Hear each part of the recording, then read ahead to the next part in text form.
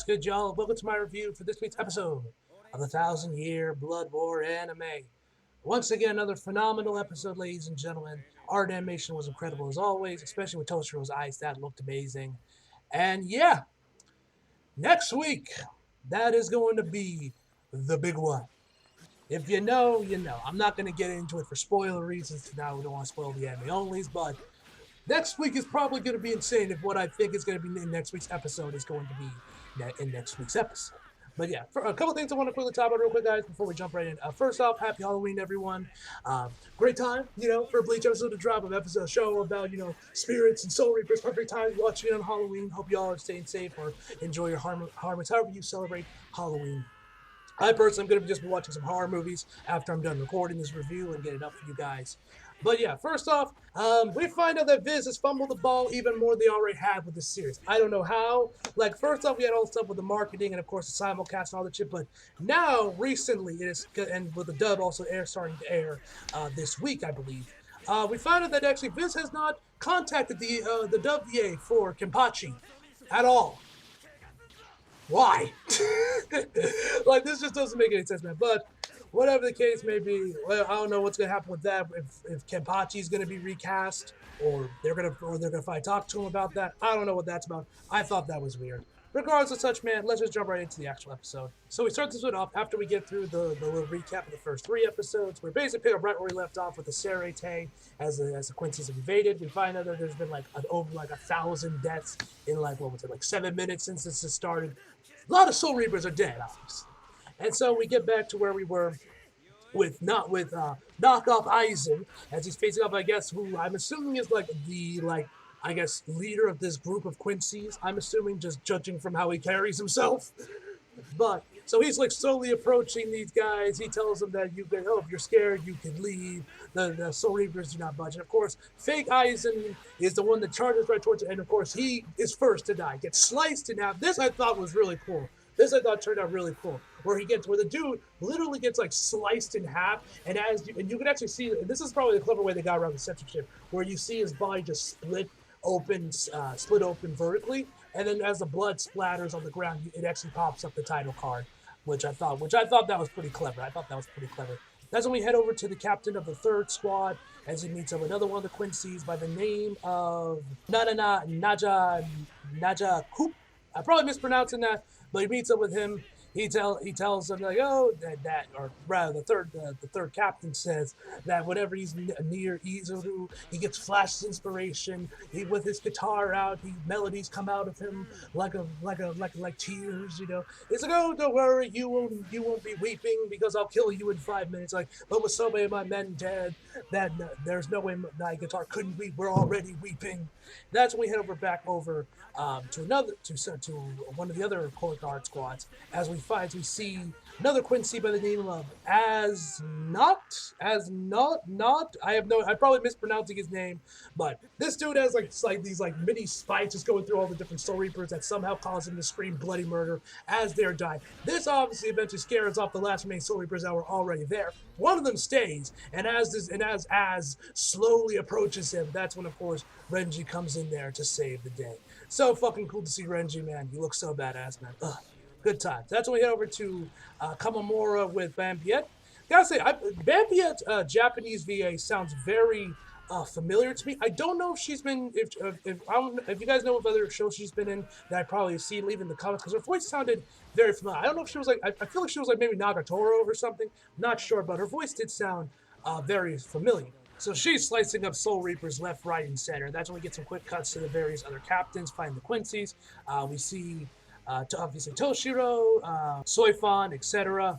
That's when we get back over to Renji as he's using Zenbone Sakura against Oz, or Az, however you pronounce his name. And we find out that he has some sort of shield or something protecting him, where we see these little blue lines on his hand that's obviously blocking his attacks. So as Renji's trying to fight this guy, then another one of the Quincy's rocking a fucking luchador mask comes out of nowhere, but then is stopped by Byakuya. And oh my god, bro, Byakuya, fam, they did Byakuya good in this episode. My man got such a badass entrance, telling Renji to not hold back. These people are trying to annihilate the Soul Society without mercy. They are our enemies. Oh my god. Seriously, man. Miyagi, he's so fucking cool, man. That's when we quickly actually head over to Mayuri's private lab, where it seems like he's learned that they're not actually sealing up the Bankais, which we find out what they're actually doing, obviously later on in the episode. So, so my man comes in there, starts using Zenbone Zakura on this guy. Doesn't seem to be doing much damage, and Reggie tells him that our sword can't penetrate him. And he's like, "That's impossible." And then right after he says that, the blue thing disappears from his hand. There's cuts all over his hand, man. That was so fucking cool, man. Seriously, Byakuya, man, he is so fucking awesome. So the luchador Quincy tries and starts running towards him. Byakuya tells him that he shouldn't move so carelessly. Next thing the dude knows, the floor under him is gone. He falls however far how tall this building is, man. That was pretty funny. So then that's when Byakuya uses Zenbone Sakura again. And he goes and first off he circles around him, but then after Renji manages to hold him, manages to wrap him around with Zabimaru, he then uses Zenbone Sakura, the little power panels, all face first, man. Like this is as direct of a hit as you can get. I thought the dude was gonna get like decapitated or something. There would be nothing left in his face. But alas, this dude somehow used that blue shield shit on his hands to on his face, and we actually get this really cool it's a shot of his eye, where it's all where the blue stuff's all around his eye, and we see like this last petal of Zenbone Sakura fall down. I thought that looked really cool. So then he just gets Renji's gets Zenbone Sakura right off easily and fires up more of his spikes. That's when we quickly head over back to Bambia, where she like kicks this like energy ball thing. Honestly, the effect itself looked really fucking cool as Kamamura slices it right half. Looks really cool. It's just the effects work in this episode was incredible. Which of course, perfect timing as we then go right over to Toshiro. Oh my god, it's so good to see Toshiro finally get some screen time, man. He looked fucking awesome, man. The animation was great, and I love how they've like redesigned his eyes for the Blood War anime.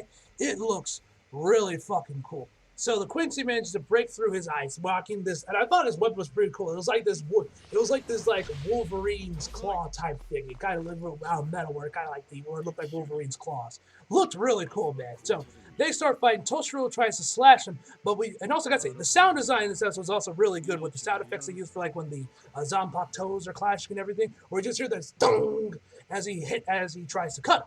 Obviously, the dude's wearing like some type of armor or something. Either way, he manages to kick Toshiro off of him, and that's when Toshiro tells him that he can't use that arm anymore, and that's when his arm gets completely encased with ice. So fucking cool. So fucking cool. So then he like closes the distance up with Toshiro, and Toshiro tries to attack him again, but he ends up blocking it with his ice arm, which sends Toshiro into a wall. We then head over to Soifon using the Mebachi, if I'm pronouncing that right, that like poison finger thing, that poison claw thing she got, which also does nothing. So I guess all the Quincy's all just happen to be wearing armor, some sort of armor underneath their clothes or something. Because next thing we see coming out of this dude's cloak are this I don't know what you call it, this thing coming out of her that manages to cut Soifon up, which we saw in the trailer. She just rubs the blood off, man. So fucking badass, man. That's when we head over back with Byakuya and Renji, and Byakuya decides to unleash Bankai. Renji tells him, of course, about what they've learned, that the Quincy can apparently seal up Bankais, but Byakuya tells them that they came and caused all this bloodshed in the Serite without warning. They killed the lieutenant, and that we cannot defeat them without Bankai. And actually, one thing that was pretty cool is that as Byakuya is saying all this, we cut back to the different captains. But for Toshiro, if you're paying attention, you can actually see the reflection of the Quincy's fighting in the reflection of the ice, which I thought was a really neat touch. I thought that was really cool. And he eventually also tells Renji that in case his Bankai gets stealed away, to have Renji unleash his Bankai and, of course, finish the job. So he unleashes Zenbone Sakura Kageyoshi, and the art animation here was absolutely amazing, man. It looked so fucking good, man. Then the other captains unleash their Bankais, Toshiro, Kamamura, Soifon. They activate their Bankais. Of course, they all get sealed. They all get stolen by the Quincy's, and they're just facial expressions, the art animation, and the music here top notch across the whole board, man. This scene was probably one of my favorite parts of the episode. If not my favorite scene of the episode was this when the Soul Reapers got their, or the captains rather, got their Bankai stolen. I thought this was really well done, man. Really well done. Now this obviously begs the question on how the Quincy's are able to steal all these different captains' Bankais, but yet for some reason they cannot steal Ichigo's Bankai. Now, I do have a theory on why that's probably the case just from what I know of Bleach, but that would be getting into major spoilers of the manga, so I ain't. It's because I don't want to spoil any anime only. And we then see the reactions of all the other different captains as they get their Bankai stolen. One that I thought was pretty funny is when they get to Kamamura, Bambiette tells him, "Your Bankai is mine now, doggy." I thought that was pretty funny. I thought that was pretty funny. But the highlight here has to go to Toshiro, man. He can't sense Hyorimaru anymore, and he's like looking at his Zanpakuto, just begging him to say something, anything, and his voice acting, man, was top notch, man. Shout out to him. So he then orders Red Giga to inform the other captains not to use their Bankais and that they can steal Bankais. Then we see the other captains, including Shinji, which I'm very curious to know if Roger Craig Smith will be returning to reprise as Shinji for the Blood War anime dub. If they're gonna have to recast him, because the dude's voicing Sonic now. So that's gonna be interesting if Roger Craig Smith will be able to return for Shinji. But anyway, we then see Mayuri as he's wondering why they couldn't wait for his analysis to finish. Those idiots. And then we get this amazing shot of Yamamoto as he's looking down at the destruction card before him after all the captains got their Bankai stolen, man. It's a really powerful shot, man. I fucking loved it. Then we head over with Jiro, and he tells the Quincy he's fighting that I guess we should be grateful. Usually, if Mayuri has different information, he can come up with a solution within a day. But he severely lacks information, and they are foes that we cannot defeat without Bankai. So it's only a matter of time before someone became a sacrifice. That's when the Quincy closes the distance between them, and we find out that this man's weapon of choice is a fucking gun. This man is straight up packing heat. Like, you see the other Quincy's, they use swords, bows and arrows, what have you. Nah, this man's weapon of choice is a fucking 1911. Which, I'm pretty sure this is the first time we've straight up seen a gun in Bleach. Like, straight up, this has to be surely like the first time we've seen like a gun straight up in Bleach. At least that I can remember. Maybe there wasn't maybe it showed up in like a filler episode or something, but I'm pretty sure this is the first time we've actually seen a straight up gun in Bleach, which was pretty surprising to see.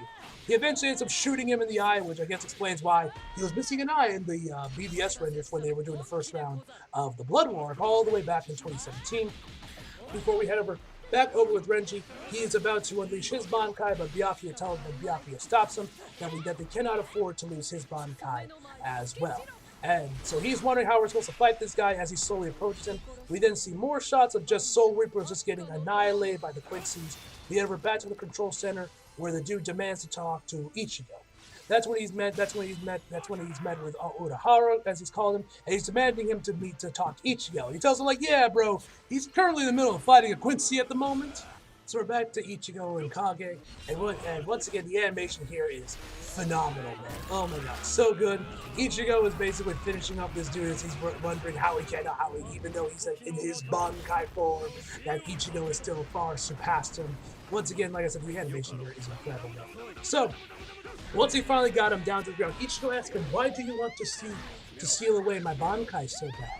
And he's like, oh, I'm not obliged. And then Ichigo said, could it be you guys are afraid of Bankai? And bro, this dude acted like he was straight up offended by that question. This question legitimately offended him.